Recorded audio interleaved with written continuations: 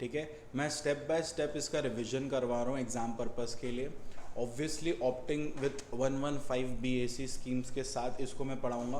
आप बस बहुत शांति दिमाग से इसको लेके बैठिएगा और 45 मिनट्स दीजिएगा। मैं ये 45 मिनट्स में पूरा कैपिटल गेन सम अप कर दूंगा। जब मैं बात करता हूँ कैपिटल गेन का, तो यहाँ ये एक वन ऑफ द हेड होता है, ठीक है। इस कैपिटल गेन हेड में वो इनकम आता है जब there is a transfer of capital asset, यानी कि अगर एक कैपिटल एसेट है और उसका ट्रांसफ़र होता है। मोटा मोटी समझिएगा तो ट्रांसफ़र का मतलब बहुत कुछ होता है, लेकिन एक बार के लिए मोटा मोटी समझना है तो ऐसे समझिए, ट्रांसफ़र का मतलब होता है सेल। तो ध्यान से देखिएगा जो हम आपको समझा रहे हैं। whenever there is a transfer of capital asset, whenever there is a transfer of capital asset, जब भी कैपिटल एसेट ट्रांसफ़र होगा तो एक चीज़ जो आपको ध्यान देने का है वो ये है कि कैपिटल एसेट जैसे ही ट्रांसफ़र होगा और उससे अगर कोई भी तरह का गेन होगा वो टैक्सेबल होगा। कौन से हेड में? कैपिटल गेन के हेड में। अब कैपिटल एसेट होगा और अगर वो ट्रांसफ़र होगा तो जिस प्रीवियस ईयर में वो ट्रांसफ़र होगा उसी प्रीवियस ईयर में वो नॉर्मली क्या होता है? टैक्सेबल होता है। यानी कि उसी इनकम माना जाता है प्रीवियस ईयर का जिस साल ट्रांसफ़र हुआ है। तो जिस साल ट्रांसफ़र हुआ है उसी साल वो टैक्सेबल हो जाएगा। लेकिन 3 सिनेरियो है जहाँ पे ये पाया जाता है कि इस 3 केस में कैपिटल एसेट तब टैक्सेबल होगा whenever there is a receipt of payment, या फिर आप ऐसे समझिए whenever there is receipt of something. ध्यान से समझिएगा 3 case: conversion of capital asset into stock in trade, number 2 insurance claim receive due to damage और डिस्ट्रक्शन, नंबर 3 कोई भी तरह का कंपेंसेशन अगर रिसीव्ड होता है। तो एक चीज़ आपके दिमाग में आपको मैं डाल देता हूँ, प्लीज़ ध्यान से सुनिएगा। There must be a transfer of capital asset, transfer of capital asset होना चाहिए।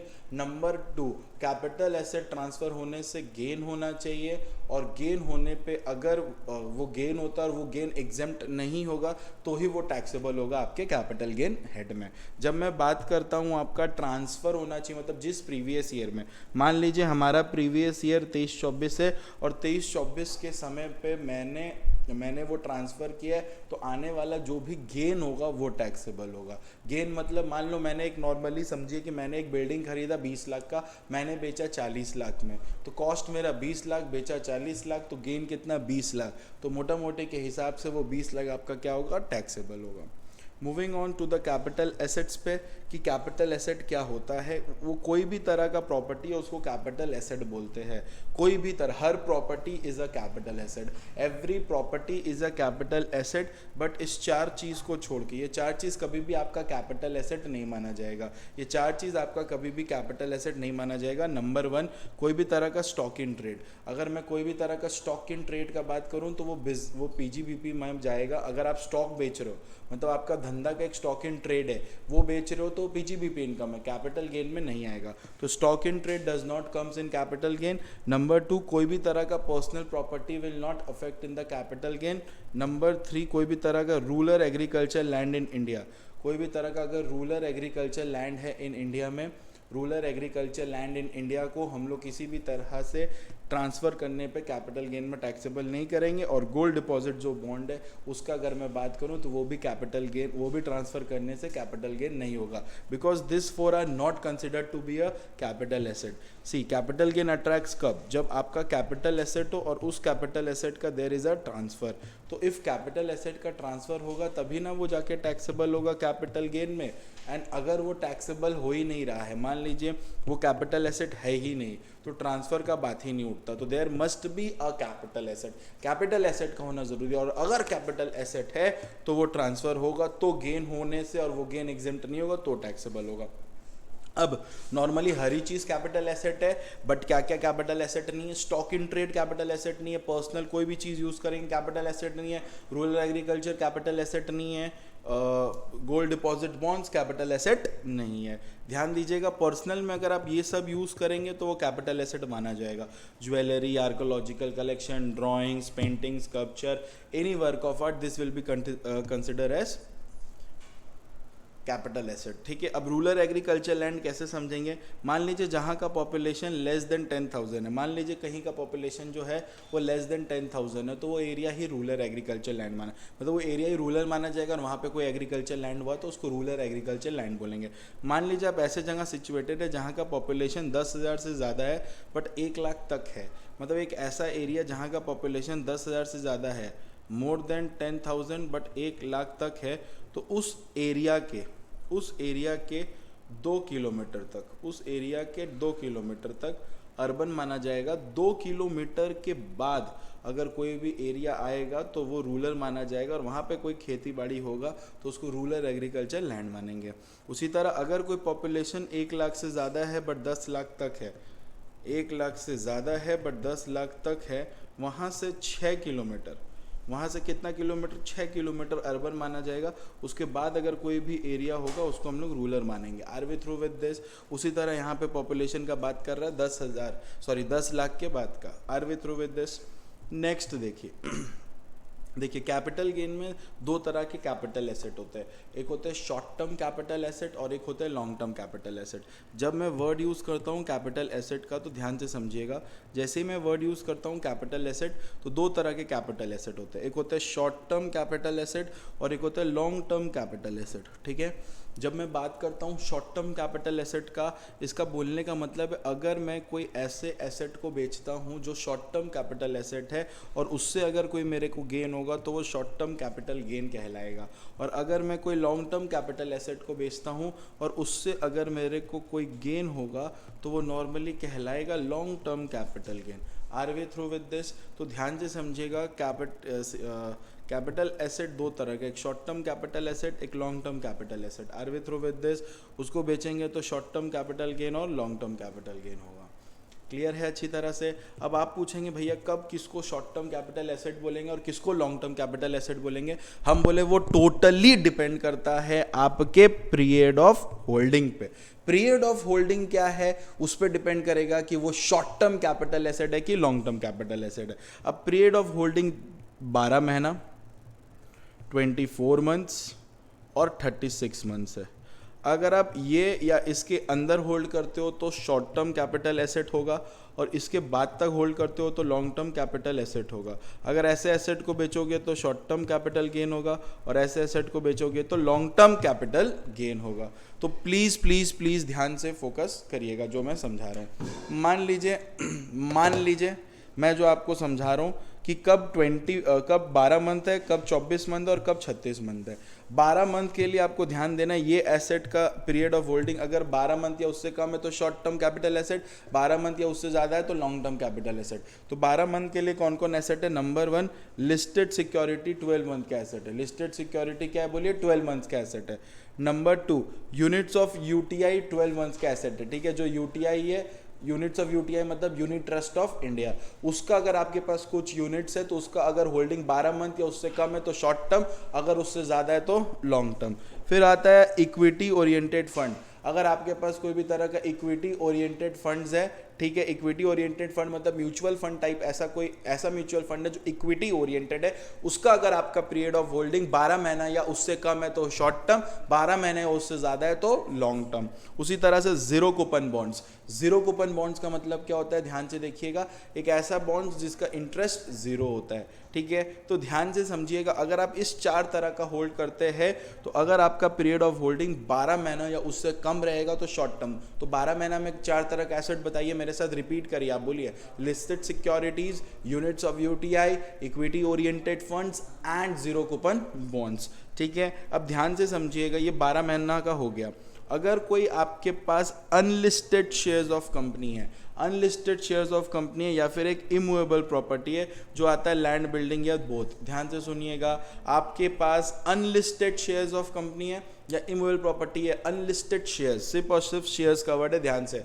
अनलिस्टेड शेयर्स, लैंड और बिल्डिंग, ये दोनों अगर आप होल्ड करते हैं 12 महीना या उससे कम में तो शॉर्ट टर्म, 12 महीना बोल रहा हूँ। अगर आप अनलिस्टेड शेयर्स या इमूवेबल प्रॉपर्टी जो लैंड एंड बिल्डिंग अगर आप उसको होल्ड करते हैं 24 मंथ या उससे कम या 24 मंथ से ज़्यादा, तो 24 मंथ या उससे कम होल्ड करेंगे तो वो कहलाएगा short term capital gain, 24 month से ज़्यादा होल्ड करेंगे तो वो कहलाएगा लॉन्ग टर्म कैपिटल गेन। और इन लोग को छोड़ के जो भी हो गया वो सब क्या हो गया 36 मंथ्स। इस एसेट्स को छोड़ के जो भी हो गया सबका पीरियड ऑफ होल्डिंग 36 मंथ्स, यानी कि 36 मंथ उससे कम तो आपका होगा short term capital gain, 36 month और उससे ज़्यादा और आपका माना जाएगा लॉन्ग टर्म कैपिटल गेन। अब ध्यान से देखिएगा, जब आपको पीरियड ऑफ होल्डिंग क्लियर है तो आपका दो तरह का ही गेन हो सकता है। आपका अगर मैं बात करूं तो कैपिटल गेन कितना तरह का हो सकता है, आपका अगर मैं बात करूं तो कैपिटल गेन दो ही तरह का हो सकता है, दो तरह का ही कैपिटल गेन हो सकता है। एक हो सकता है आपका शॉर्ट टर्म कैपिटल गेन और एक हो सकता है आपका लॉन्ग टर्म कैपिटल गेन। अगर मैं बात करूं शॉर्ट टर्म कैपिटल गेन में तो थोड़ा सा चीज़ आपको ध्यान देना होगा कि शॉर्ट टर्म कैपिटल गेन में there is no indexation benefit, no indexation benefit. इसमें कोई भी तरह का आपको इंडेक्सेशन बेनिफिट नहीं मिलता, कोई भी तरह का आपको इंडेक्सेशन बेनिफिट नहीं मिलता शॉर्ट टर्म कैपिटल गेन में। और लॉन्ग टर्म कैपिटल गेन में क्या है, आपको इंडेक्सेशन का बेनिफिट मिलता है, इंडेक्सेशन का आपको बेनिफिट मिलता है लॉन्ग टर्म कैपिटल गेन में। तो अगर मैं शॉर्ट टर्म कैपिटल गेन में हूँ तो मेरे को कोई भी तरह का इंडेक्सेशन बेनिफिट नहीं मिलेगा, लेकिन अगर मैं लॉन्ग टर्म कैपिटल गेन में हूँ तो मेरे को इंडेक्सेशन का बेनिफिट मिलेगा। इंडेक्सेशन का मतलब होता है महंगाई जिस हिसाब से बढ़ रहा है उस हिसाब से जो कॉस्ट पहले उस समय था आज के समय पे उसका किस वैल्यू तक का कॉस्ट जा सकता था महंगाई बढ़ने से, उसको मैच किया जाता है। अब शॉर्ट टर्म कैपिटल गेन और लॉन्ग टर्म कैपिटल गेन में इंडेक्सेशन का आपको मतलब पता चल गया।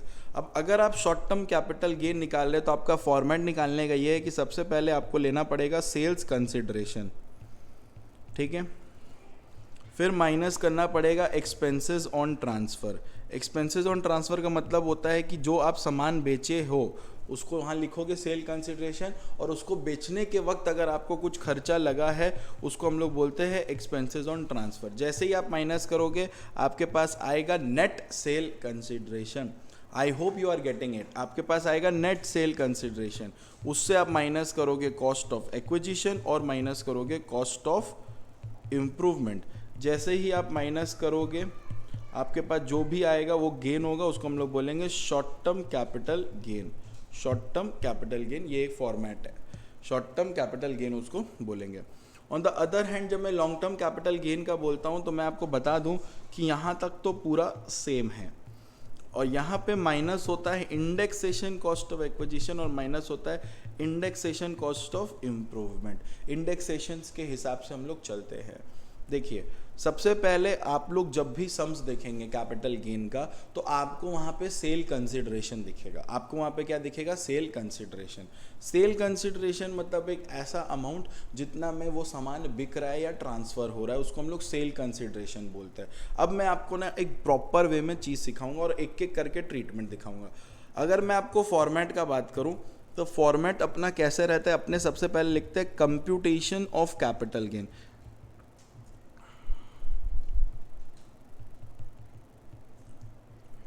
ठीक है, कंप्यूटेशन ऑफ कैपिटल गेन। जैसे ही आप कंप्यूटेशन ऑफ कैपिटल गेन लिखते हैं तो यहाँ पे आपका दो हिस्सा आता है, पर्टिकुलर्स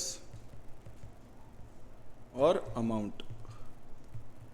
ठीक है, तो सबसे पहले आप यहाँ पे लिखते हैं सेल्स कंसिडरेशन। सबसे पहले आप यहाँ लिखेंगे सेल्स कंसिडरेशन। जैसे ही सेल कंसिडरेशन आप लिख देते हैं फिर आप माइनस करते हैं एक्सपेंसेस ऑन ट्रांसफ़र।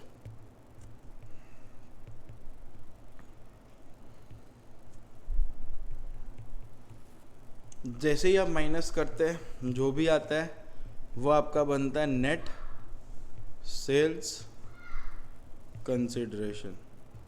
वो आपका बनता है क्या, बताइए, नेट सेल कंसिडरेशन।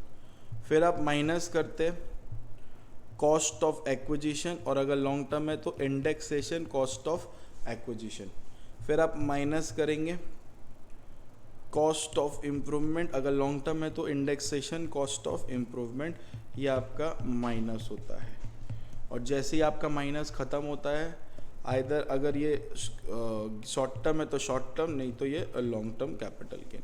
इसके बाद ट्रीटमेंट होता है एग्जेम्पशंस का, अगर एग्जेम्पशंस है तो आप एग्जेम्पशंस देते हैं। अब मैं आपको एक एक चीज़ समझाता हूँ। पहले हम लोग डिस्कस करेंगे सेल कंसिडरेशन से रिलेटेड। एग्ज़ाम में जब आप सम्स करने बैठे कैपिटल गेन का, तो देखिएगा आप वहाँ पे क्वेश्चन पढ़िएगा तो आपको समझ आएगा कि सेल कंसिडरेशन वो अमाउंट होता है जिस अमाउंट में, देखिए मेरा थोड़ा कैपिटल गेन पढ़ाने का अप्रोच एग्ज़ाम ओरिएंटेड चल रहा है अभी, तो एग्ज़ाम ओरिएंटेड में क्या होता है, मैं आपको अभी पूरा डिटेल डिस्कशन नहीं, बट आपके एग्ज़ाम्स के लिए जो सबसे ज़्यादा इंपॉर्टेंट वे, मैं एक टेक्निक आपको सिखा रहा हूँ कि कैसे आप बिना गलती के सम्स को राइट कर सकते हैं, ठीक है, बिना गलती के। प्लीज़ ध्यान से समझिएगा। एग्ज़ाम में जब भी कैपिटल गेन का सम्स आएगा तो आप नोटिस करिएगा कि वहाँ पे कुछ ऐसा अमाउंट होगा जिसमें वो ट्रांसफ़र हो रहा है, जो बेसिकली एक सेल कंसिडरेशन रहेगा। तो देखिएगा, जैसे ही आपके दिमाग में आपको क्वेश्चन में सेल कंसिडरेशन रहेगा, तो आप एक चीज़ अपना याद रखिएगा कि आपको दिखेगा क्वेश्चन पेपर में सेल्स कंसिडरेशन, ठीक है। जैसे ही आपको क्वेश्चन पेपर में सेल्स कंसिडरेशन दिखेगा तो आप सबसे पहले उसको दो हिस्सा में डिवाइड करिएगा अपने माइंड में कि whether 50C attracted, whether 50C attracted, number 2 whether 50C attracted, और on the other hand not attracted. दो ही चीज़ हो सकता है, 50C अट्रैक्ट हो सकता है या 50C अट्रैक्ट नहीं होता है। तो भैया 50C कब अट्रैक्ट होता है? हम बोले 50C अट्रैक्ट होगा जब एक इमूवेबल प्रॉपर्टी रहेगा, आपका एक इमूवेबल प्रॉपर्टी रहेगा, जैसे कि लैंड हुआ, बिल्डिंग हुआ, आपके पास एक इमूवेबल प्रॉपर्टी है। दूसरा, उस प्रॉपर्टी का जो स्टैम्प ड्यूटी वैल्यू है ना, वो ज़्यादा है आपके सेल कंसिडरेशन से। जैसे ही आप देखेंगे कि एक इमूवेबल प्रॉपर्टी है और उस इमूवेबल प्रॉपर्टी का जो सेल मतलब जो स्टैम्प ड्यूटी वैल्यू भी दिया हुआ है क्वेश्चन पेपर में, और वो स्टैम्प ड्यूटी वैल्यू ज़्यादा है सेल कंसिडरेशन से, ज़्यादा है सेल कंसिडरेशन से। बहुत बच्चे कंफ्यूज होते हैं कि बहुत सारा क्वेश्चन पेपर में स्टैम्प ड्यूटी वैल्यू दिया रहता है। मैं बोलूँगा देखो, क्वेश्चन पेपर आपको एट द एंड सम्स करने के लिए ये सारी चीज़ चाहिए, तो सेल कंसिडरेशन आपको ढूंढ लेना पड़ेगा। ढूंढ के देखोगे, क्या ढूंढ लोगे कि ट्रांसफ़र हो रहा है इस दाम में, ढूंढ के क्या देखोगे बोलो तो, जैसे ही ढूंढ लोगे खाली अपने माथा में डिवाइड करोगे क्या 50C अट्रैक्ट करे कि नहीं करे। 50C अट्रैक्ट करने के लिए नंबर 1 स्टेप बोलता है कि आपका वो इमूवेबल प्रॉपर्टी होना चाहिए, ठीक है। फिर नंबर 2 आपके दिमाग में ये अट्रैक्ट होगा कि हाँ, अगर वो 50C है तो हम चेक करते क्या उसका स्टैम्प ड्यूटी वैल्यू ज़्यादा है सेल कंसिडरेशन से। अगर स्टैम्प ड्यूटी वैल्यू ज़्यादा है सेल कंसिडरेशन से तो एकदम कन्फर्म है कि 50C अट्रैक्ट हो चुका है, ठीक है। यानी कि आपको सेल कंसिडरेशन मतलब ये जो सेल कंसिडरेशन आप लिख रहे हो, आपको कुछ काम करना पड़ेगा, उसके बाद आप लिखोगे। ध्यान से सुनना, स्टैम्प ड्यूटी वैल्यू ज़्यादा है सेल कंसिडरेशन से। अब जैसे ही आप देखोगे स्टैम्प ड्यूटी वैल्यू ज़्यादा है सेल कंसिडरेशन से, यानी कि 50C अट्रैक्टेड। क्वेश्चन पेपर में ना बहुत सारा स्टैम्प ड्यूटी वैल्यू दे सकता है, आप कौन सा स्टैम्प ड्यूटी लोगे? आप वो साल का स्टैम्प ड्यूटी लेना सेल कंसिडरेशन में जिस साल वो ट्रांसफ़र हो रहा है, जिस साल वो ट्रांसफ़र हो रहा है। अब एकदम शांतिपूर्वक दिमाग से मेरा बात समझिए। सेल स्टैम्प ड्यूटी वैल्यू ज़्यादा है सेल कंसिडरेशन से, ठीक है। अब थर्ड आप एक चीज़ नोटिस करेंगे कि जो ध्यान रखना है, if given more than one stamp duty value, if given more than one stamp duty value, एक से ज़्यादा स्टैम्प ड्यूटी वैल्यू अगर दिया हुआ है क्वेश्चन पेपर में, एक से ज़्यादा स्टैम्प ड्यूटी वैल्यू दिया हुआ है, एक से ज़्यादा स्टैम्प ड्यूटी वैल्यू दिया हुआ है, then do following steps. Following steps आपको ध्यान देना है। Number 1, take stamp duty value of the year of transfer. जिस साल आपका ट्रांसफर हो रहा है, मतलब आपका जो सेल कंसिडरेशन है उस प्रीवियस ईयर का लीजिएगा जिस प्रीवियस ईयर में ट्रांसफ़र हो रहा है। मान लीजिए मैं एक सामान बेच रहा हूँ 2023-24 में और स्टैम्प ड्यूटी वैल्यू 21 का भी दिया हुआ है, तो हमको 21 का स्टैम्प ड्यूटी वैल्यू नहीं लेना। Number 2, if more than one stamp duty value is given for the same year of transfer,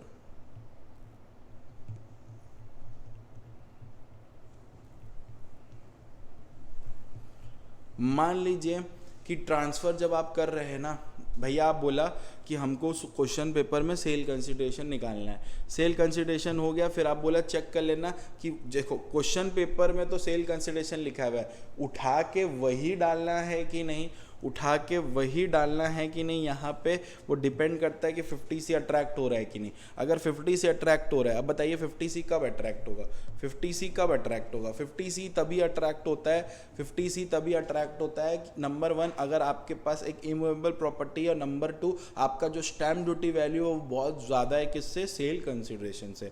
और अगर आप देख रहे हैं कि क्वेश्चन पेपर में more than 1 stamp duty value दिया हुआ है तो फॉलोइंग स्टेप्स को मेंटेन करेगा। नंबर 1 स्टेप बोलता है स्टैम्प ड्यूटी वैल्यू लीजिएगा वो साल का जिस साल का ट्रांसफ़र हो रहा है, ठीक है। लेकिन अगर उस साल एक से ज़्यादा स्टैम्प ड्यूटी वैल्यू दिया हुआ है, मतलब उसी जिस साल ट्रांसफ़र हो रहा है उसी साल में 3-4 स्टैम्प ड्यूटी वैल्यू दिया हुआ है, if more than 1 stamp duty value is given for the same year of transfer, then take stamp duty value, then take stamp duty value of the year of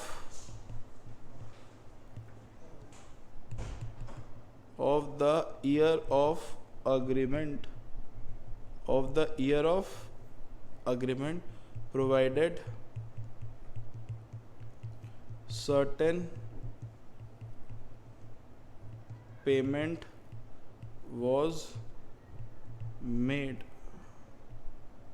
at the time of agreement। ध्यान से समझिएगा। मान लीजिए कि हम एक sale consideration पे जा रहे हैं, 50 सी अट्रैक्ट हो रहा है, ठीक है। अब 50 सी अट्रैक्ट हो रहा है तो हमको देखना पड़ेगा कि मेरा इमूवेबल प्रॉपर्टी है, नंबर 2 मेरा स्टैम्प ड्यूटी वैल्यू ज़्यादा है सेल कंसिडरेशन से, तो कौन सा स्टैम्प ड्यूटी वैल्यू लेंगे, हम वो स्टैम्प ड्यूटी वैल्यू लेंगे जिस साल मेरा ईयर ऑफ ट्रांसफ़र है।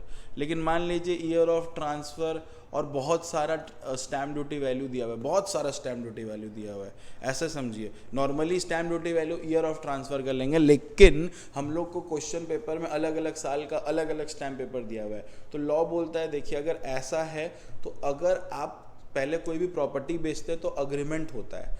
सपोज लीजिए मैं आपको एक प्रॉपर्टी बेच रहा हूँ, तो पहले मैं अग्रीमेंट कर लिया और जिस साल मैंने अग्रीमेंट किया वो था 2021 और आज मैं जब ट्रांसफ़र कर रहा हूँ ये है 2023-24। तो भैया आप तो बोलेगा 23-24 वाला ले लेना, हम बोले एकदम सही, हम 23-24 वाले लेने बोलता अगर आपके पिछले कोई साल का स्टैम्प ड्यूटी वैल्यू दिया हुआ नहीं है, पिछले साल का अगर कोई भी मतलब पिछले बहुत सारे स्टैम्प ड्यूटी वैल्यू दिया हुआ है, तो 2021 में अग्रीमेंट हुआ था कि हम आपको प्रॉपर्टी ये बेचेंगे और उस अग्रीमेंट के वक्त अगर मैंने कुछ पेमेंट किया है, उस अग्रीमेंट के वक्त अगर मैंने कुछ पेमेंट कर दिया है आपको, तो जो डेट ऑफ अग्रीमेंट वाला स्टैम्प ड्यूटी वैल्यू रहेगा आप वो वाला लीजिएगा। Are we through with this, आप वो वाला लीजिएगा। डेट ऑफ अग्रीमेंट के समय अगर कोई भी तरह का स्टैम्प ड्यूटी वैल्यू पेमेंट किया हुआ है तो आप डेट ऑफ अग्रीमेंट वाला स्टैम्प ड्यूटी वैल्यू लीजिएगा। Once more, date of agreement के समय अगर कोई स्टैम्प ड्यूटी वैल्यू पे किया है तो आप डेट ऑफ अग्रीमेंट वाला स्टैम्प ड्यूटी वैल्यू लीजिएगा, लेकिन वो पेमेंट जो आप किए थे वो कैश में नहीं चेक में किए थे, अकाउंट पे ही चेक के थ्रू। Are we through with this. अब 50 सी अट्रैक्ट हो रहा है नहीं हो रहा, उसके बाद क्या करेंगे वो तो हम समझ गए स्टैम्प ड्यूटी वैल्यू का क्या है। अब क्या है, जो भी आप स्टैम्प ड्यूटी वैल्यू डिसाइड कर लिए कि आप कौन सा लेंगे, आपको चेक करना है क्या वो स्टैम्प ड्यूटी वैल्यू ज़्यादा है 110% ऑफ सेल कंसिडरेशन से, क्या वो स्टैम्प ड्यूटी वैल्यू ज़्यादा है 110% ऑफ सेल कंसिडरेशन से, क्या वो स्टैम्प ड्यूटी वैल्यू ज़्यादा है 110% ऑफ सेल कंसिडरेशन से, जो स्टैम्प ड्यूटी वैल्यू कैसे लेंगे आपको मैं बता दिया, कैसे आप डिसाइड करेंगे स्टैम्प ड्यूटी वैल्यू, क्या वो ज़्यादा है 110% ऑफ सेल कंसिडरेशन से। 110% ऑफ सेल कंसिडरेशन मतलब क्या, मैं फिर से रिपीट कर रहा हूँ, आप स्टैम्प ड्यूटी वैल्यू ले लिए डिसाइड करके, फिर वो जो स्टैम्प ड्यूटी वैल्यू आया है, फिर वो जो स्टैम्प ड्यूटी वैल्यू आया है आप कंपेयर करेंगे, क्या वो ज़्यादा है 110% ऑफ सेल कंसिडरेशन में। सेल कंसिडरेशन मतलब जो क्वेश्चन पेपर में सेल कंसिडरेशन दिया हुआ है उसका 110% करिएगा। 110% करने के बाद कंपेयर करिएगा स्टैम्प ड्यूटी वैल्यू से, ठीक है, क्लियर है, स्टैम्प ड्यूटी वैल्यू से कंपेयर करिएगा। अगर वो स्टैम्प ड्यूटी वैल्यू से ज़्यादा है, मतलब स्टैम्प ड्यूटी वैल्यू ज़्यादा है 110% ऑफ सेल कंसिडरेशन से, then sale consideration will be the stamp duty value. If not more than sale consideration as per question paper, as per question paper. बोलने का मतलब ये है, मान लीजिए मैं आपको एग्जांपल देके समझा रहा हूँ, मान लीजिए क्वेश्चन पेपर में सेल कंसिडरेशन दिया हुआ है 70 लाख, ठीक है, और मैं उसका स्टैम्प ड्यूटी वैल्यू दिया हुआ है मान लीजिए 80 लाख, और मैं जो बेच रहा हूँ वो कुछ और नहीं बिल्डिंग है, तो क्या ये immovable property? Answer is yes. क्या स्टैम्प ड्यूटी वैल्यू ज़्यादा है सेल कंसिडरेशन? बोला आंसर इज़ येस। तो क्या करना है आपको, स्टैम्प ड्यूटी वैल्यू को, आपको जो स्टैम्प ड्यूटी वैल्यू है उसको यानी कि 80 लाख चेक करना है, क्या वो ज़्यादा है 110% ऑफ सेल कंसिडरेशन से। तो 80 लाख क्या ज़्यादा है 110% ऑफ सेल कंसिडरेशन से, और 110% जब आप सेल कंसिडरेशन का करेंगे तो 77 लाख आएगा। क्या ये ज़्यादा है? हाँ ये ज़्यादा है, तो मेरा सेल कंसिडरेशन कुछ और नहीं 80 लाख माना जाएगा, और क्वेश्चन पेपर में जो दिया हुआ है वो माना नहीं जाएगा, मतलब ये माना नहीं जाएगा। तो यही वो लाइन आप समझिएगा, अगर स्टैम्प ड्यूटी वैल्यू ज़्यादा है 110% ऑफ सेल कंसिडरेशन से, then sale consideration will be the stamp duty value. अगर ज़्यादा नहीं है तो sale consideration as per question paper रहेगा। यहाँ आपको 50C का लॉजिक समझ आया कि वो अट्रैक्ट हो रहा है कि नहीं हो रहा है, और अगर नॉट अट्रैक्टेड, वो अट्रैक्ट नहीं हो रहा है, cell consideration will be the same given in question paper. Sale consideration will be the same that is given in question paper. Clear है? तो आपको क्या मैंने ये सेल कंसिडरेशन का ट्रीटमेंट अच्छी तरह से एक्सप्लेन किया। देखिए खाली वीडियो देखने से नहीं होता, आपको थोड़ा सा कमेंट करके ये बताना है कि आप समझ पा रहे हैं। 2 वे कम्युनिकेशन रखिए, तब समझ आता है कि हाँ ये समझ आ रहा है। क्लियर है? एटलीस्ट लाइक तो बनता ही है। यहाँ तक क्लियर हुआ? फिर आप माइनस करेंगे एक्सपेंसेस ऑन ट्रांसफ़र को, ठीक है। इसमें कोई भी तरह का ट्रीटमेंट नहीं हम लोग पढ़ेंगे, अपना आ जाएगा नेट सेल कंसिडरेशन। आइए अब डिस्कस करें कॉस्ट ऑफ एक्विजिशन को, या फिर इंडेक्सेशन कॉस्ट ऑफ एक्विजिशन। देखिए इंडेक्सेशन भी लगेगा तो कॉस्ट पे लगेगा। अब कॉस्ट ऑफ एसोसिएशन से रिलेटेड कुछ डिस्कशन किया जाए। अब ध्यान से देखिएगा जो मैं समझा रहा हूँ। मान लीजिए मैं अभी आपके साथ बात कर रहा हूँ कॉस्ट ऑफ एक्विजिशन का। कॉस्ट ऑफ एक्विजिशन का मतलब क्या होता है, ध्यान से समझिए। कॉस्ट ऑफ एक्विजिशन का मतलब होता है कि आप कितना में एक एसेट को खरीदे हैं, उसका कॉस्ट ऑफ एक्विजिशन क्या रहेगा। अब कॉस्ट ऑफ एक्विजिशन को समझने के लिए मैं कॉस्ट ऑफ एक्विजिशन का एसेट वाइज समझाऊंगा, ठीक है। एसेट वाइज समझना पड़ेगा। एसेट वाइज समझना पड़ेगा क्या, एक तरफ मान लीजिए मैं लिख रहा हूँ अदर एसेट्स, ठीक है, और दूसरी तरफ मैं जो लिख रहा हूँ वो बेसिकली एक एसेट का नाम लिख रहा हूँ जिसका नाम है shares. Are we through with this? फिर ध्यान से समझिएगा। अगर मैं अदर एसेट का बात करूँ तो other asset includes everything other than shares. तो अदर एसेट में अगर मैं बात करूं तो 2 चीज़ हो सकता है, property acquired before 2001, property acquired after 2001। देखिए कॉस्ट ऑफ, देखिए स्टेप्स बाय स्टेप्स चलिए। सबसे पहले आपने सेल कंसिडरेशन ले लिया, एक्सपेंसेस ऑन ट्रांसफ़र आप समझ गए, नेट सेल कंसिडरेशन आ गया, फिर आप माइनस करते हो उसके साथ कॉस्ट ऑफ एक्विजिशन या इंडेक्सेशन कॉस्ट ऑफ एक्विजिशन, या आप माइनस करेंगे कॉस्ट ऑफ इम्प्रूवमेंट या इंडेक्सेशन कॉस्ट ऑफ इम्प्रूवमेंट। देखिए एसेट कौन सा है, एसेट देखिए सेल कंसिडरेशन का पूरा डिटेल डिस्कशन मैंने कर दिया। फिर आप समझिएगा ये सब ऐसा है जो आपको क्वेश्चन पेपर में दिखेगा ये, ठीक है, मतलब सम्स में ये सब ट्रीटमेंट्स आपके आएंगे ही आएंगे। अगर आप ये सब ट्रीटमेंट्स पे ध्यान नहीं देंगे तो आपको दिक्कत होगा, ठीक है, ये सब ट्रीटमेंट्स पे आपको ध्यान देना पड़ेगा। अब ध्यान से समझिएगा, जब मैं बात करता हूँ कॉस्ट ऑफ एक्विजिशंस का, तो ऑब्वियस बात है मैं कॉस्ट ऑफ कौन से एसेट्स का बात करूँगा, एक अदर एसेट्स को मैं ले रहा हूँ और एक शेयर्स की तरफ ले रहा हूँ। अगर अदर एसेट्स है तो हम चेक करेंगे क्या प्रॉपर्टी 2001 के पहले एक्वायर्ड है, और अगर ये प्रॉपर्टी 2001 के पहले एक्वायर्ड है तो उसका कॉस्ट ऑफ एक्विजिशन कैसे निकलेगा, ध्यान से समझो। उसका कॉस्ट ऑफ एक्विजिशन कैसे निकलेगा, ध्यान से समझो। कुछ बच्चा बोलेगा प्रोविजंस के साथ चलिए, तो ये दिखाइए, आपको मैं प्रोविजंस दिखा देता हूँ। Where asset was acquired before 1/4/2001। Clear है, अगर कोई एसेट को अक्वायर किया जा रहा है 2001 में तो उसका कॉस्ट कैसे निकलता है, ध्यान से देखिए। उसका कॉस्ट निकलता है cost of acquisition means, cost of acquisition means मतलब कॉस्ट ऑफ एक्विजिशन मीन्स कैसे, एक्चुअल कॉस्ट ऑफ एक्विजिशन, जो भी एक्चुअल कॉस्ट है उसको कंपेयर करिएगा फेयर मार्केट वैल्यू से, ध्यान रखिएगा कौन से साल का, 2001 का, इन दोनों में से जो हायर रहे।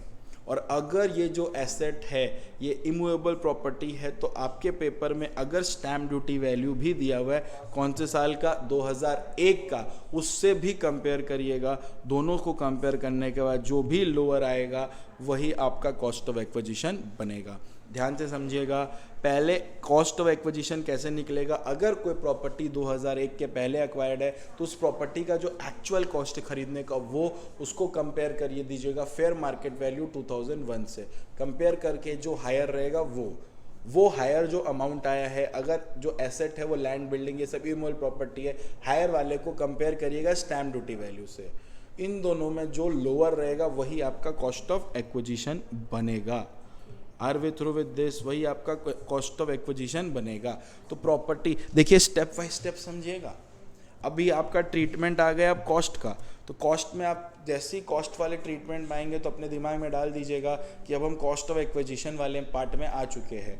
अब कॉस्ट ऑफ एक्विजिशन के पार्ट में आने के बाद अपने दिमाग को डिवाइड करिएगा कि ये कौन सा एसेट है, क्या ये शेयर्स है, शेयर्स नहीं है, शेयर्स वगैरह नहीं है, सिक्योरिटीज़ वगैरह नहीं है, ठीक है भैया सिक्योरिटीज़ नहीं है, ये अदर एसेट्स। अगर ये अदर एसेट्स है तो भैया बोला था उसको दो हिस्सा कर देना, property acquired before 2001, property acquired after 2001। अगर वो प्रॉपर्टी एक्वायर्ड बिफोर 2001 है तो उसका भैया कॉस्ट निकालने का क्या बोला था, एक्चुअल कॉस्ट और fair market value whichever is higher compared with stamp duty value of 2001 whichever is lower, मेरा कॉस्ट ऑफ एक्विजिशन आ जाएगा।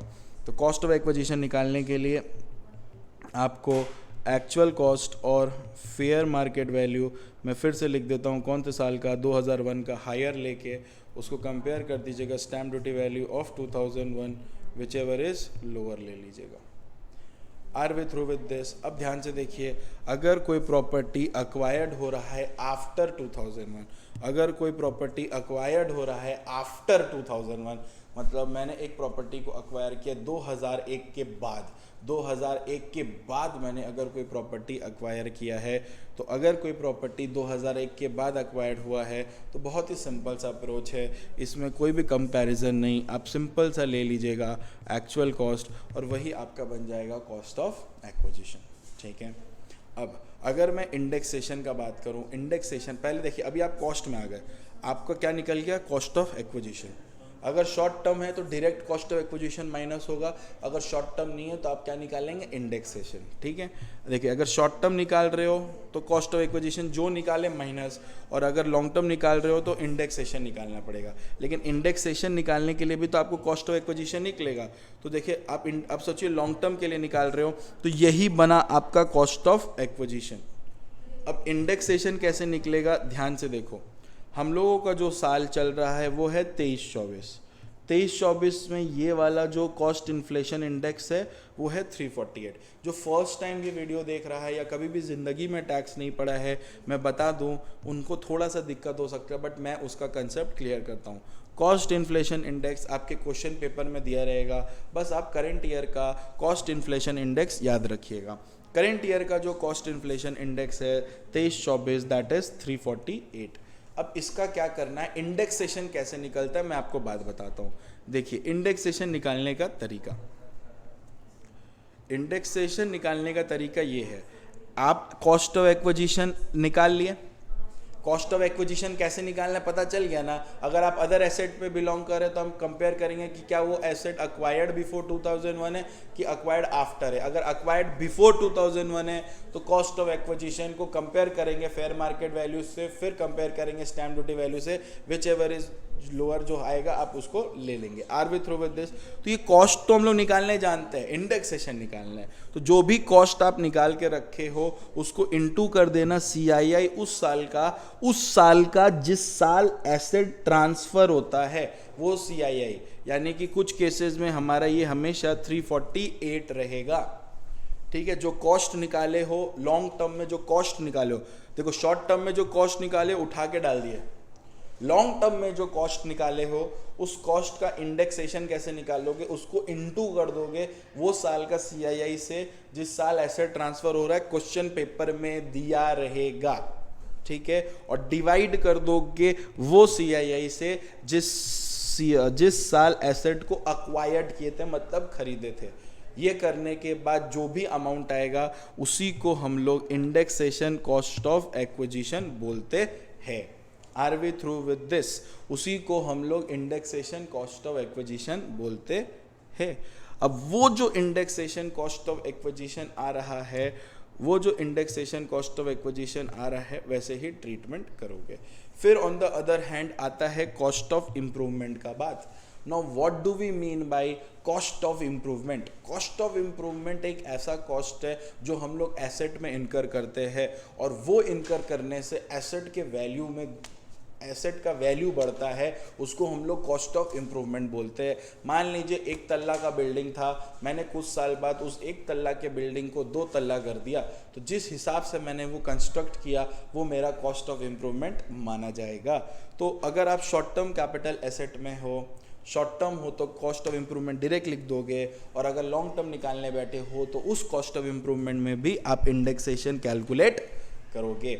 अब ध्यान से समझिएगा, जो भी कॉस्ट ऑफ इम्प्रूवमेंट आपका दिख रहा होगा आपको फिर से समझना पड़ेगा, क्या ये प्रॉपर्टी 2001 के पहले का है और क्या कॉस्ट ऑफ इम्प्रूवमेंट है।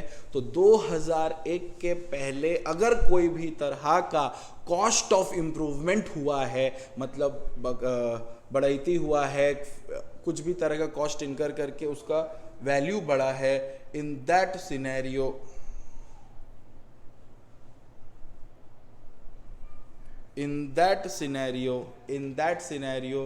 आप एक चीज़ नोटिस करिएगा, इन दैट सिनेरियो 2001 के पहले वाला कॉस्ट ऑफ इम्प्रूवमेंट आप कंसिडर नहीं करेंगे। 2001 के पहले वाला आप कॉस्ट ऑफ इम्प्रूवमेंट कंसिडर नहीं करेंगे। आई रिपीट माई सेल्फ, 2001 के पहले वाला कॉस्ट ऑफ इम्प्रूवमेंट आप कंसिडर नहीं करेंगे। और अगर 2001 के बाद कोई कॉस्ट ऑफ इम्प्रूवमेंट है तो आप जनरली उसको कंसिडर करेंगे। अब जो भी कॉस्ट ऑफ इम्प्रूवमेंट 2001 के पहले वाला है उसका इंडेक्सेशन निकालने का तरीका, आप कॉस्ट ऑफ इम्प्रूवमेंट ले लीजिए, अगर शॉर्ट टर्म कैपिटल गेन है तो वही ले लीजिए, लॉन्ग टर्म है तो वो कॉस्ट ऑफ इम्प्रूवमेंट को इनटू कर दीजिएगा वो CII से जिस साल एसेट ट्रांसफ़र हो रहा है, और अगर फिर डिवाइड कर दीजिएगा वो CII से जहाँ पे इम्प्रूवमेंट हुआ है, टिक प्लेस, मतलब जिस साल इम्प्रूवमेंट हुआ है उस साल को आपका COI हो जाएगा। और जैसे ही हो जाएगा आप उसको यहाँ पे बैठा के माइनस कर दीजिएगा। तो मैंने आपको बहुत ही डिफरेंट वे में sale consideration, expenses on transfer, cost of acquisition, cost of improvement और उसके इंडेक्सेशन को समझाते हुए एक लेवल आपको ऊपर ले गया। तो ये वाला जो अप्रोच था मेरा वो थोड़ा डिफरेंट अप्रोच था। बट येस, मैं आपको और एक चीज़ बताना चाहता हूँ, प्लीज़ ध्यान से समझिए। जो भी कॉस्ट ऑफ इम्प्रूवमेंट आप लेते हो वो 2001 के पहले का तो कंसिडर ही नहीं करते हो। और अगर इंडेक्सेशन कॉस्ट ऑफ एक्विजिशन अगर आपको निकालना पड़ता है तो कॉस्ट ऑफ एक्विजिशन को निकालने के लिए बहुत सिंपल सा बात था, आप CII ले लेंगे उस साल का जिस साल एसेट ट्रांसफ़र हो रहा है और CII ले लेंगे उस साल का जिस साल एसेट एक्वायर्ड हो रहा है। लेकिन अगर कोई प्रॉपर्टी 2001 के पहले एक्वायर्ड है तो उसका कॉस्ट ऑफ एक्विजिशन निकालना तो आप जानते हैं। बस याद रखिएगा 2001 के पहले कोई भी अगर आपका प्रॉपर्टी एक्वायर्ड है तो आपका जब भी एक्वायर्ड है, मान लो मैंने एक प्रॉपर्टी एक्वायर्ड किया है 1998 में, क्या ये 2001 के पहले एक्वायर्ड है? यस भैया, ये 2001 के पहले एक्वायर्ड है। तो हमेशा यहाँ पे 100 होता है, हमेशा यहाँ पे 100 होता है। ठीक है, अब यहाँ पे बात करते हैं गिफ्ट का। अगर आपको कोई प्रॉपर्टी गिफ्ट पे मिलता है, मतलब उसने दिया फिर मैंने उसको दिया, ऐसे गिफ्ट पे मिलता है, कोई टेंशन नहीं है। हमेशा याद रखिएगा कि आपको हमेशा सब कुछ कंसिडर करना है प्रीवियस ओनर का। मैंने एक जन को गिफ्ट दिया, उसने एक जन को गिफ्ट दिया, तो एक्चुअल में वो जो एसेट फ्यूचर में बिकेगा भी कंसिडर मेरे कॉस्ट को लिया जाएगा। बोलने का मतलब है, मान लीजिए ये व्यक्ति ने एक गिफ्ट दिया इस व्यक्ति को, इसने गिफ्ट दिया इस व्यक्ति को और इसने कर दिया एट द एंड सेल। तो सेल करते वक्त सेल कंसिडरेशन तो आप ले लिए, बट जो कॉस्ट होगा इसके हाथ में, वो मेरे लिया हुआ प्रॉपर्टी का जो दाम होगा वही कॉस्ट माना जाएगा। लेकिन अगर इसको मर्ज कर दीजिए, मैं इसको लिया था 2001 के पहले, तो कॉस्ट निकालने का तरीका एकदम सेम रहेगा। Are we through with this? Okay,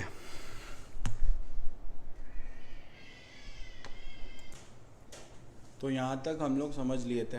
ठीक है, अब ध्यान से देखिएगा जो बता रहे। इतना रिवीजन करने के बाद, कॉस्ट ऑफ एक्विजिशंस को अच्छी तरह से समझने के बाद, प्रॉपर वे में ये कवर करने के बाद, एक्वायर्ड बिफोर आफ्टर सब कुछ, एक और कंसेप्ट आता है जो है शेयर्स के कॉस्ट ऑफ एक्विजिशंस का। जैसे कि मैंने आपको बताया था कि अगर आप कॉस्ट ऑफ एक्विजिशन करेंगे तो आपका कॉस्ट ऑफ एक्विजिशन क्या रहता है, वो डिपेंड करता है अदर एसेट या शेयर्स में। तो मान लीजिए आपका शेयर्स है तो उसका कॉस्ट ऑफ एक्विजिशन क्या रहेगा, वो ध्यान से देखिए। Cost of acquisitions for shares acquired before 1/2/2018 हुआ क्या था, 1 फरवरी को बजट आया था और उसी बजट के दिन ये अनाउंस हो गया था कि अगर आपने कोई भी तरह का एसेट जो कि एक शेयर्स है या सिक्योरिटीज़ है, आप इक्विटी शेयर्स का बात करें, अगर आप उसको बेचते हो 18-19 प्रीवियस ईयर 18-19 के बाद वो टैक्सेबल हो जाएगा। तो बजट नॉर्मली 1/2/2018 में आया था और इस दिन अनाउंस हो गया था कि अगर आप किसी भी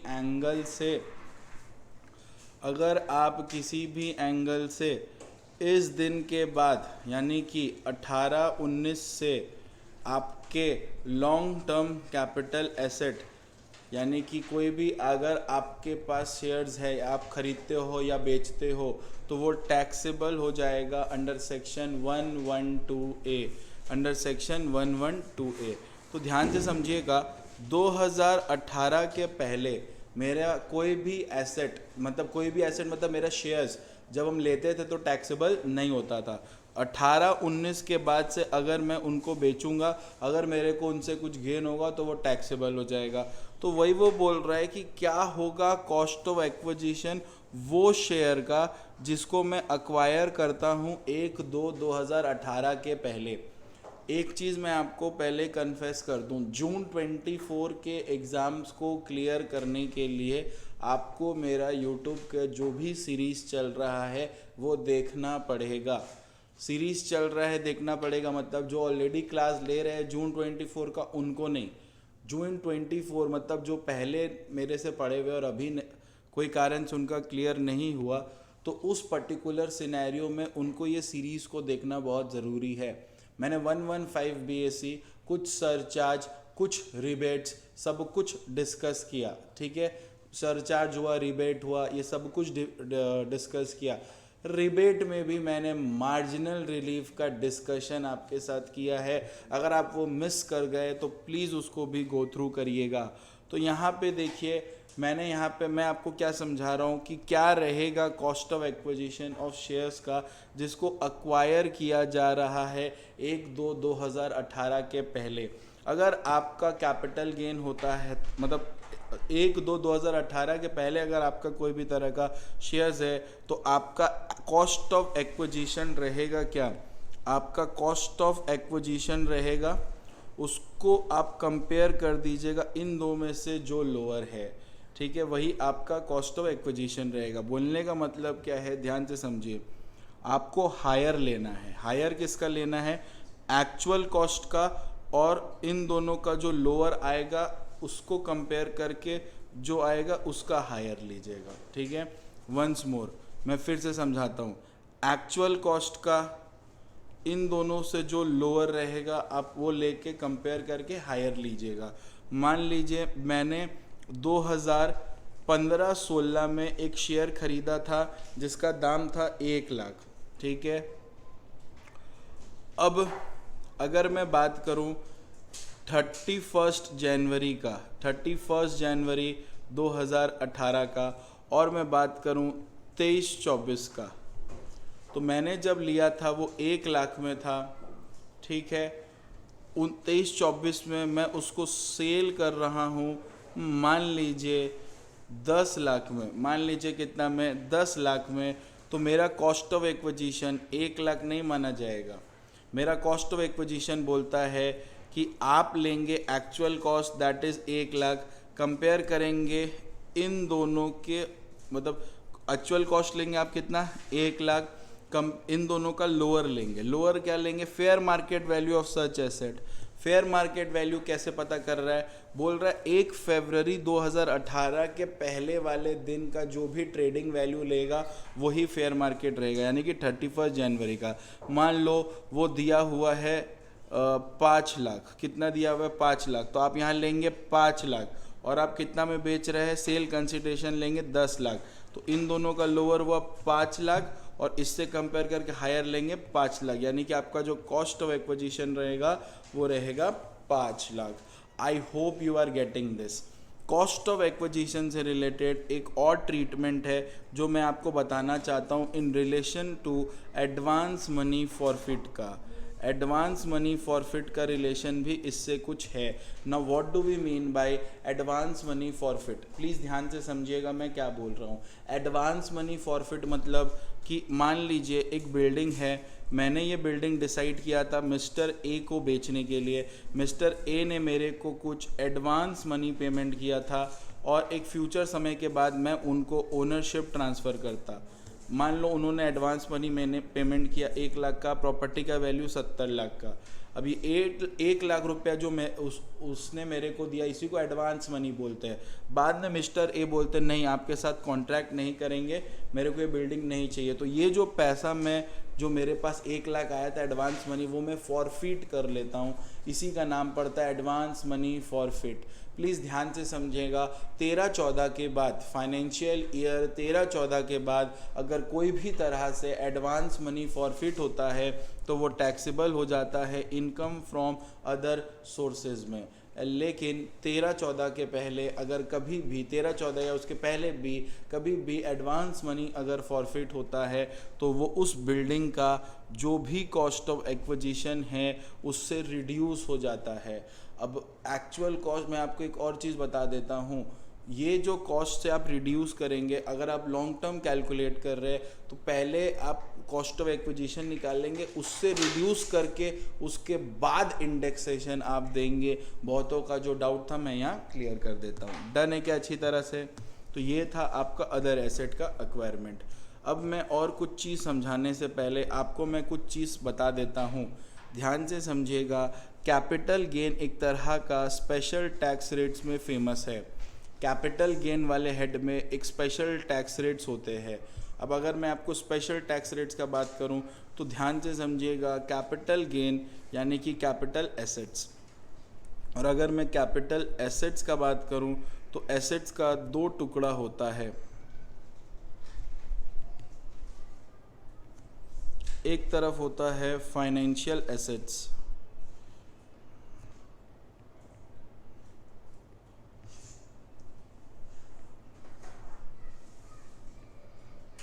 और दूसरी तरफ होता है अदर एसेट्स। फाइनेंशियल एसेट्स में भी दो तरह का ही गेन होगा, एक होगा शॉर्ट टर्म कैपिटल गेन और एक होगा लॉन्ग टर्म कैपिटल गेन। अगर शॉर्ट टर्म कैपिटल गेन होता है फाइनेंशियल एसेट्स का तो माना जाता है that you are covered under section 111A, ठीक है। और अगर लॉन्ग टर्म कैपिटल गेन होता है तो माना जाता है that you are covered under section 112A। Clear है। अदर एसेट्स का अगर मैं बात करूं तो अदर एसेट्स को अगर गेन होगा बेच के तो दो तरह का ही गेन होगा, शॉर्ट टर्म कैपिटल गेन और लॉन्ग टर्म कैपिटल गेन। अब ध्यान से समझना, फाइनेंशियल एसेट्स मतलब हो गया शेयर्स, सिक्योरिटीज़, जिसका बात करिए सिक्योरिटीज़ का।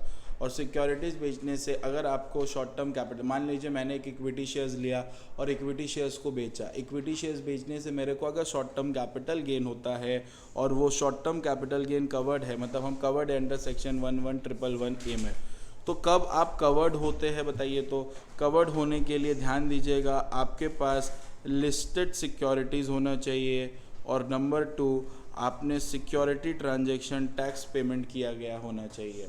जैसे ही आप ये दो चीज़ पेमेंट कर देंगे तो माना जाता है you are covered under section 111A और शॉर्ट टर्म कैपिटल गेन होना चाहिए। शॉर्ट टर्म कैपिटल गेन कब होता है? जब there is a short term capital asset. तो अगर वो शॉर्ट टर्म कैपिटल एसेट है, शॉर्ट टर्म कैपिटल एसेट है आपके पास और आप कवर्ड हो रहे हो उसके अंदर, तो नॉर्मली क्या देखा जाता है कि आपका जो लिस्टेड सिक्योरिटीज़ है और ये जो शॉर्ट टर्म मतलब आपने जो सिक्योरिटी ट्रांजैक्शन पे किया है, इसका टैक्स कैसे निकलता है? सिंपल 15%। और अगर आप 112A में कवर्ड होते हैं, यानी कि आपने उस इक्विटी शेयर्स को बेचा और उससे लॉन्ग टर्म कैपिटल गेन हुआ है, तो आप कवर्ड है अगर 112A में। सिचुएशन सेम, तो टैक्स बोलता है पहले 1 लाख तक का नील होगा, फिर पहले 1 लाख तक का नील होगा, फिर टैक्स लगेगा 9%। अब एक और कंसेप्ट है जो आपको मैंने लिखवाया था, that is BEL, basic exemption limit का, ठीक है। इसको मैं फर्दर आगे डिस्कस करूँगा, ठीक है। आई होप आपको इस पूरे चीज़ में कोई भी तरह का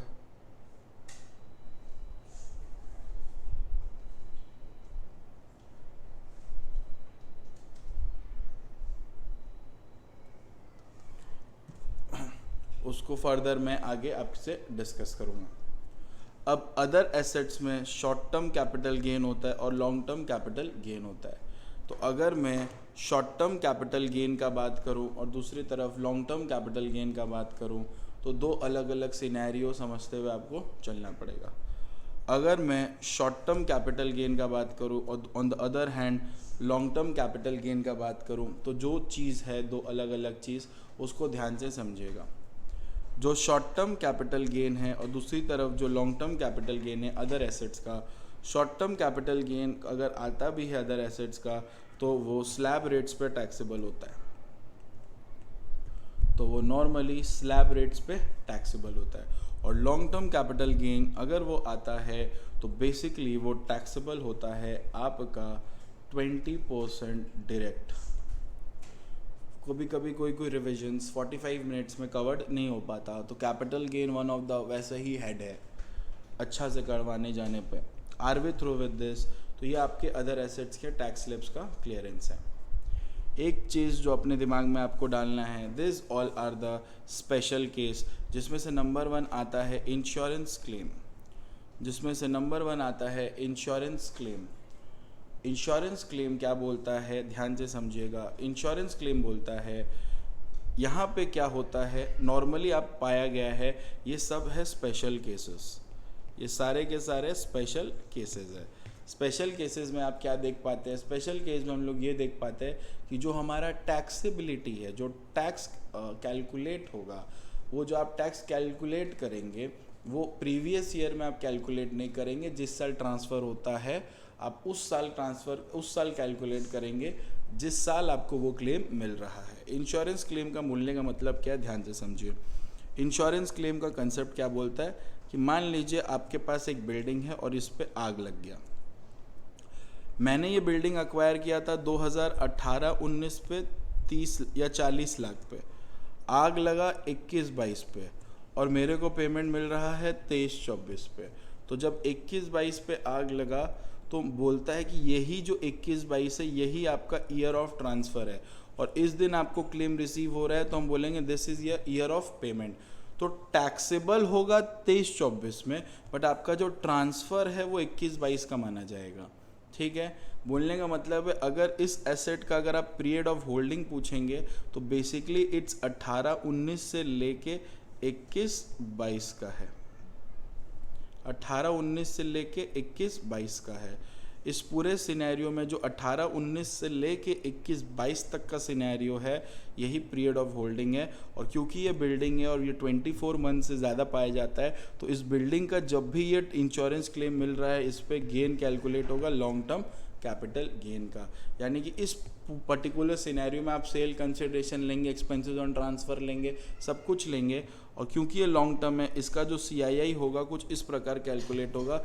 मतलब यहाँ पे जो आप एसेट ट्रांसफ़र लेंगे ये 23-24 में आपको पेमेंट मिल रहा है, आप 348 नहीं लेंगे, आप 21-22 लेंगे। 21-22 इसलिए लेंगे बिकॉज ट्रांसफ़र तो उसी साल हो चुका है, इसीलिए यहाँ पे 348 आएगा और यहाँ पे CII आएगा 18-19 वाला। होप सो आपको ये कंसेप्ट को मैं अच्छी तरह से समझा पाया कि ये कंसेप्ट बेसिकली क्या है। उसी तरह से if there is a conversion of capital asset into stock, ध्यान से समझिएगा, मेरा एक कैपिटल एसेट है, अब वो कन्वर्ट हो जा रहा है स्टॉक में। तो अगर कोई कैपिटल एसेट स्टॉक में कन्वर्ट हो जाता है, अगर कोई कैपिटल एसेट स्टॉक में कन्वर्ट हो जाता है तो एक चीज़ आपको दिमाग में डाल के समझना पड़ेगा, स्टॉक तो अब कैपिटल एसेट नहीं है, तो जब वो स्टॉक बिकेगा तो वो जो इनकम होगा वो तो PGBP में जाएगा। लेकिन 2017-18 में मेरे पास ज्वेलरी था, ठीक है, 21-22 में उसको मैंने कन्वर्ट कर दिया स्टॉक में और 23-24 को मैंने उसको सोल्ड किया, तो ये वाला पोर्शन हो रहा है। ठीक है, तो अगर ये कैपिटल एसेट था तो पीरियड ऑफ होल्डिंग माना जाएगा कैपिटल एसेट के लिए 17-18 से लेके 21-22 तक का, 17-18 से लेके 21-22 तक का। और जब वो आप बेच रहे हैं क्या बोलिए 23-24 में, तो 17-18 से लेके 21-22 तक जब आप बेच रहे हैं कब बोलिए 23-24 में, तो टैक्सेबल 23-24 में होगा, बट आपका पीरियड ऑफ होल्डिंग यही माना जाएगा, ईयर ऑफ ट्रांसफ़र भी यही माना जाएगा। तो जब भी कन्वर्जन होता है स्टॉक में, कैपिटल एसेट का स्टॉक में, तो उस समय कैपिटल गेन और उस समय PGBP भी निकलेगा। कैसे निकालेंगे? कैपिटल गेन निकालने के लिए आप फेयर मार्केट वैल्यू लेंगे। देखिए हम कन्वर्ट कर रहे हैं स्टॉक में ना,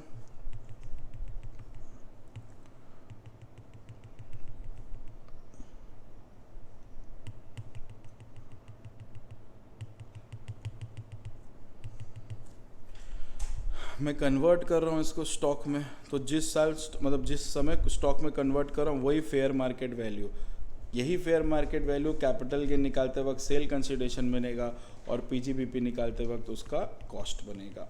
आई hope you are getting this. Next, compulsory acquisitions. Compulsory acquisition of capital asset मतलब क्या होता है? गवर्नमेंट कंपल्सरी एक्वायर करता है, तो जब भी वो ओरिजिनल कंपेंसेशन देगा, उसी साल पूरा टैक्सेबल हो जाएगा, इररिस्पेक्टिव ऑफ द फैक्ट वो उस समय पूरा कंपेंसेशन दे रहा है कि नहीं दे रहा है। मान लो वो मेरा एक बिल्डिंग एक्वायर कर रहा है और बोल रहा है कि आपको 80 लाख देंगे, ठीक है, तो 80 lakh is an original compensation. जिस साल दे रहा है भले उस 80 में से 2 लाख ही दे रहा हो, उसी साल वो पूरा 80 लाख टैक्सेबल हो जाएगा। क्लियर है? और मान लीजिए आपको लगा कि नहीं 80 lakh you don't deserve, you need more compensation, then आप केस करते हो उसको इंक्रीज्ड कंपेंसेशन भी बोलते हैं। आई होप आपको ये कैपिटल गेन का आइडिया हुआ है। नेक्स्ट वीडियो में मैं आपके साथ एग्जेम्पशंस और उसके कुछ अमेंडमेंट्स को डिस्कस करूँगा, और उसके नेक्स्ट वीडियो में हम लोग कुछ सम्स को डिस्कस करेंगे। Thank you so much.